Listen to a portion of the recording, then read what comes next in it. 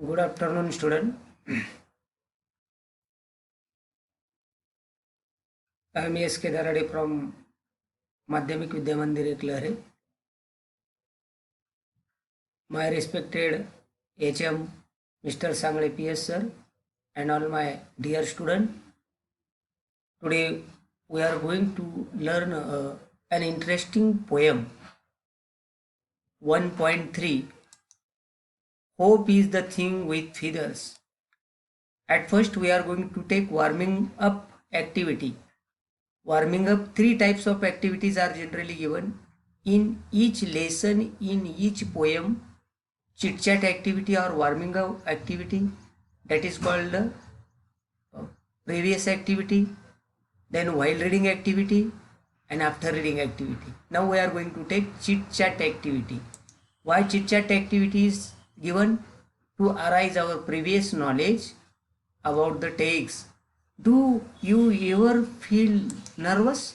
Nervous, Nervous. Nervous means disappointed or depressed.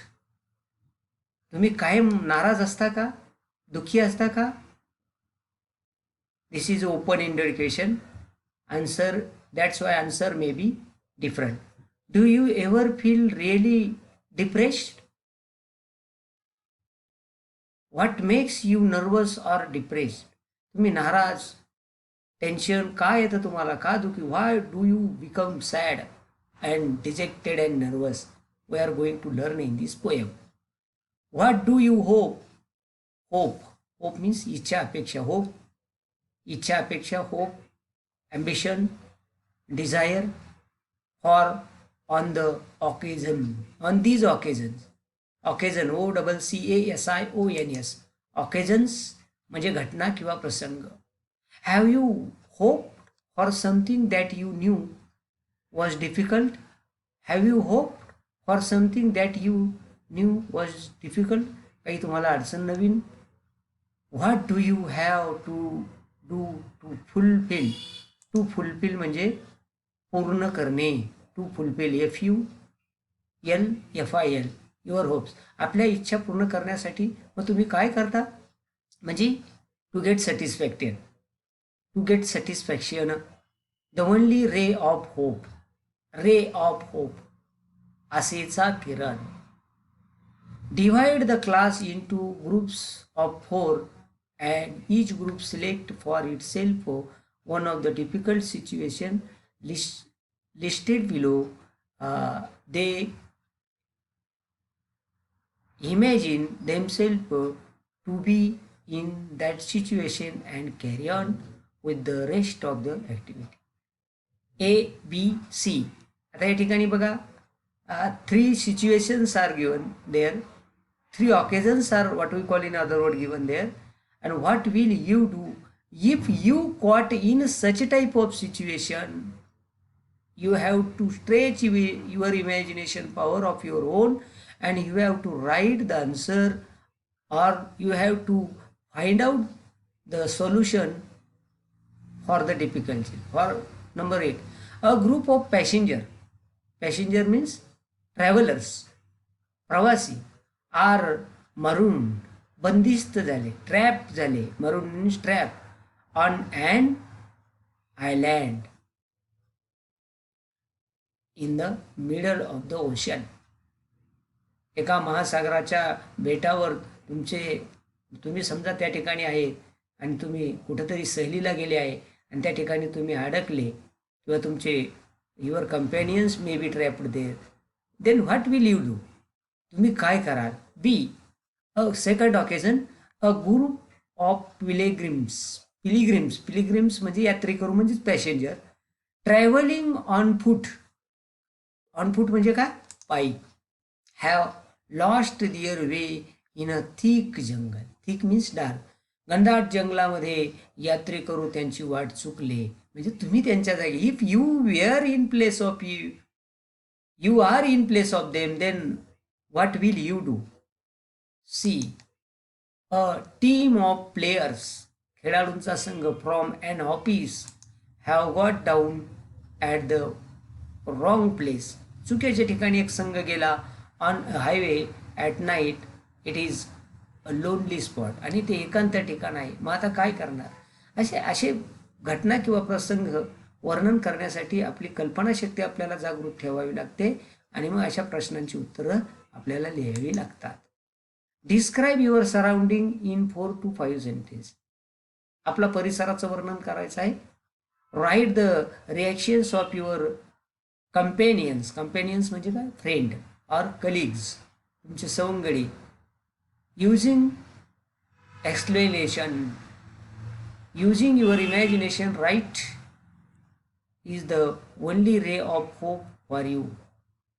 That two members of your group are going out to try get hope, to try get help. They can take any 5 things with them. Write what they choose and why they choose it. Okay, now I am going to read the poem. Listen it carefully, and you have to read the poem carefully, silently and loudly at home.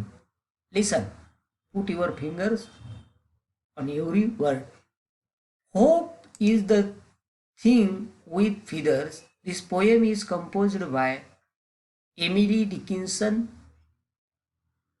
poetess. Hope is the thing with feathers that perches in the soul and sing the tune without the words and never stops at all, and sweetest in the gale. गेल म्हणजे तुम्हाला याच्यामध्ये दिलेल्याचा मी तो अर्थ. Gale means storm, STORM, storm or tempest, is heard. And सोवरचा अर्थ सुद्धा तिकडे दिलेला आहे. And sore must be the storm that could abash the little bird that kept so many warm. I have heard it in the childish land and on the strangest sea, yet never in extremity. All difficult words and their meanings are given in glossary. In extremity, it is asked a crumb of me, composed by Emily Dickinson.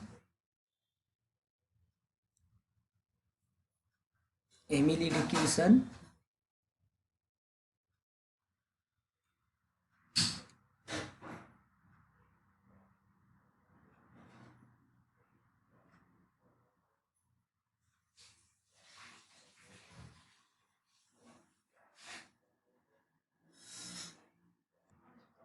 Hope is the thing. I am going to read the poem line in between.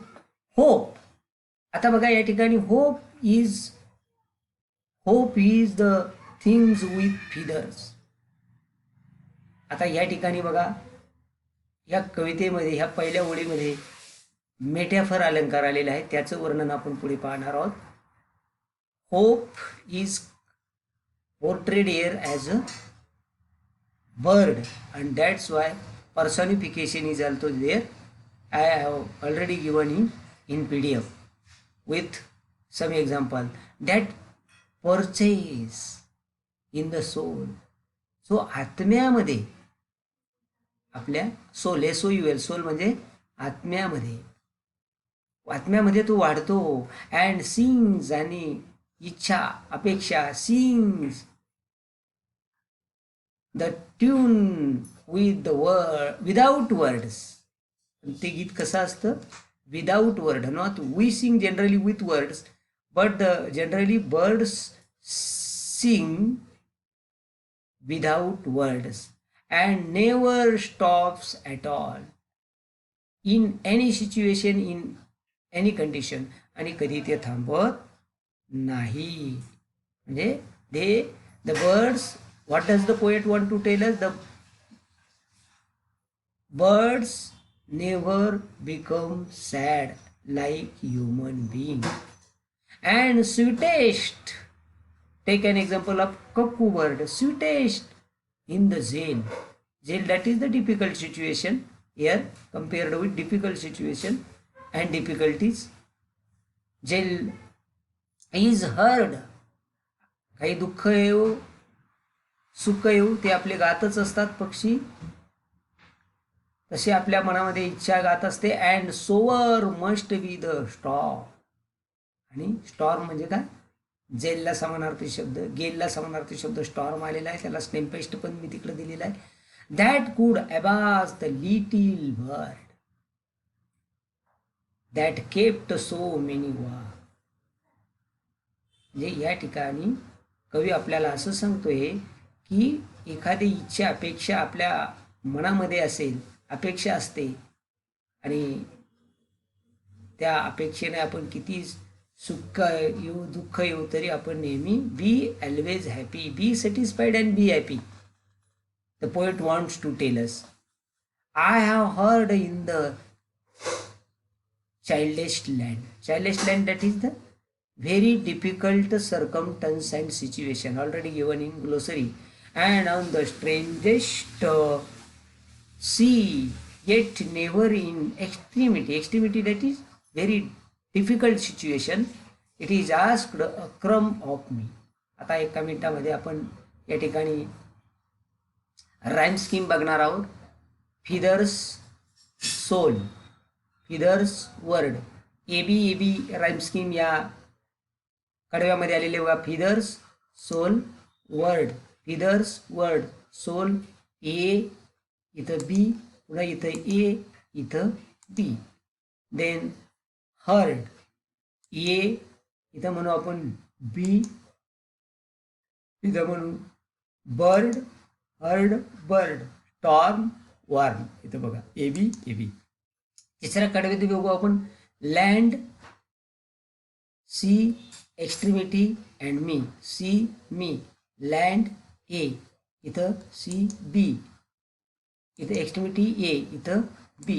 म्हणजे A B he rhyme scheme या कवितेमध्ये आलेली आहे. आपण ती प्रत्यक्षात ज्यावेळेस appreciation या कवितेचं घेऊ त्यावेळेस आपण ते घेणार आहोत.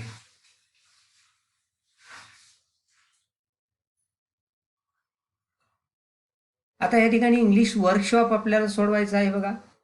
What would be the hope bird is food, birds food can it live on without that food. Okay, match the word hope. Hope means here bird.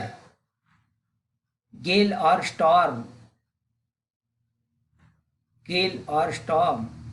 Then keep warm, childless land, and a crumb.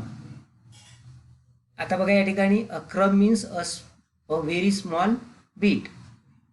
Hope means here bird. Gale or storm means difficult and problems. Then keep warm, provide comfort, etc. अशा पद्धतीने तुम्हाला जोड्या लावायच्या आहे. Use the proper form of the verb in each line.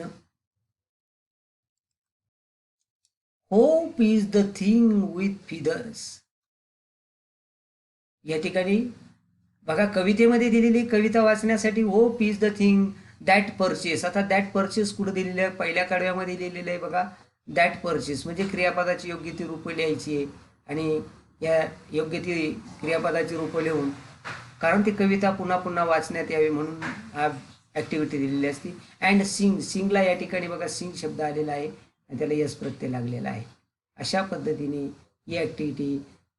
The tune without the words and never स्टॉपला यस प्रत्यय या ठिकाणी लागलेला आहे. हे तुम्ही समजून घ्या. Stop, STOP, stop. आता या ठिकाणी बघा, read the examples and fill in the blanks in the same pattern. We will take activity 3 in the next video.